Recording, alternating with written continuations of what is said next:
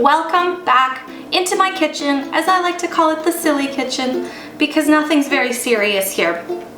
All right, today's episode, in collaboration with 5 Chicks and a Farmer, again, I am bringing you a delicious dish. Today we are working with their chicken thighs that I received in my 30-pound bulk variety box, which I am cooking through and eating through and having so much fun with. With chicken thighs, absolutely love them. They have so much flavor. The skin on, the bone is still there. It cooks so perfectly and beautifully if you know what you're doing. If you kind of know what you're doing. You don't really need to know what you're doing. What I'm gonna do today is I wanna have kind of crispy chicken thighs. I did another chicken thigh recipe early in the show, and it was very juicy and luscious and yummy. And this time I'm gonna go a little different and use a higher heat to keep it really crispy. And I'm gonna use a Jamaican jerk seasoning for the flavor of the chicken. Not the chicken of the chicken, the flavor that I'm adding to the chicken. So it's gonna be crispy jerk chicken thighs.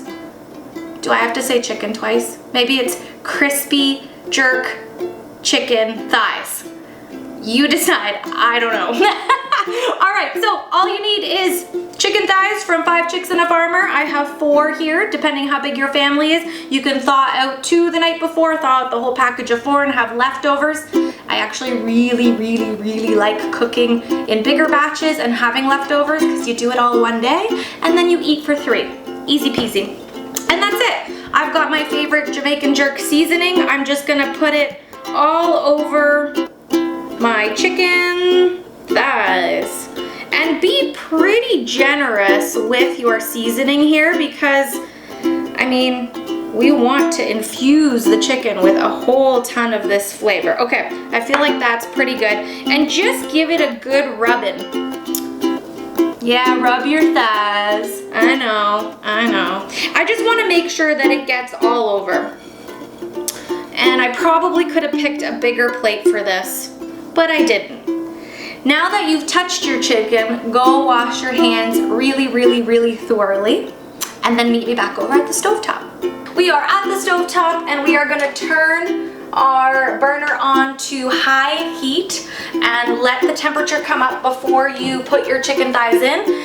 Drizzle a nice helping of your favorite olive oil on the bottom of the pan and wait for it to get hot. So we know it's hot because I'm waving my hand over it and I can feel it. Make sure that you're using an oven-safe pan as well because this is going to be the first step where we sear and cook the outside of the chicken, but then it's going in the oven. So at this time, preheat your oven to 425 because by the time that preheats, we'll have this cooked and kaboom, we got it. Okay, here we go. Skin side down, you're going to take your chicken thigh and lay it in. Woohoo! That sizzle is one of my favorite sounds. So make sure that we get these in the pan, inside down, and cooking on that high heat because we want that nice crispy sear to start the cooking process.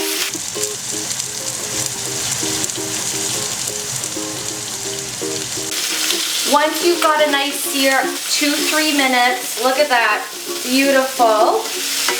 Flip them all over onto the other side, guys. You got it. I'm gonna do a close-up of this for you.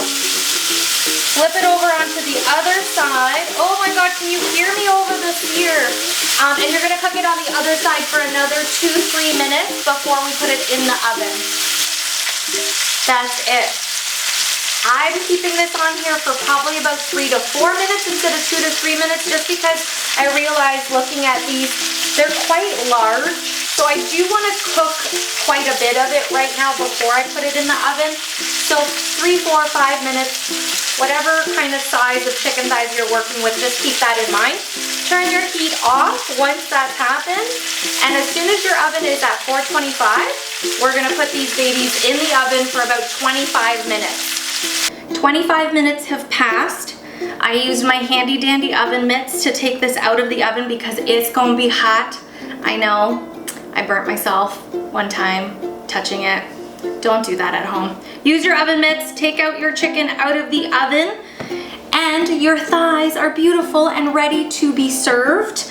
I am choosing today to serve it with a Brussels sprout little concoction side dish that I came up with. I'll link the video in the description as well so that you know how to make this side dish. But really, chicken thighs, again, are so versatile. With the spicy seasoning that I did today, you could do a sweet potato, a garlic mash, whatever you want to put on the side. Hang on, let me get my oven mitt back on because I'm going to plate one of these beautiful chicken thighs so that I can show you exactly how it turned out. Actually, I'm gonna put 2 on a plate because it looks prettier. And you know, we eat with our eyes, so I want it to look pretty. And just one more time, guys, this is from my collaboration with 5 Chicks and a Farmer. This is where I got the chicken thighs from in my 30-pound variety bulk box. Lots of different cuts of meats. The chicken thighs that have so much flavor that you saw me cook out today are from there, and I will link all of that information for you too. So guys, it's time to try these beauties. I'm gonna get a nice piece of chicken, a little bit of that crispy skin, and it cooked perfectly. Oh, look at the heat coming off of that. Let's not burn my mouth. Oh my God, it's so juicy. That's one thing I love about chicken thighs, guys. There is no way, well, I'm sure there is a way to overcook them, but they contain so much moisture when you cook them. Beautiful, delicious, yummy, nice crispy skin, and I made them nice and spicy with that jerk seasoning.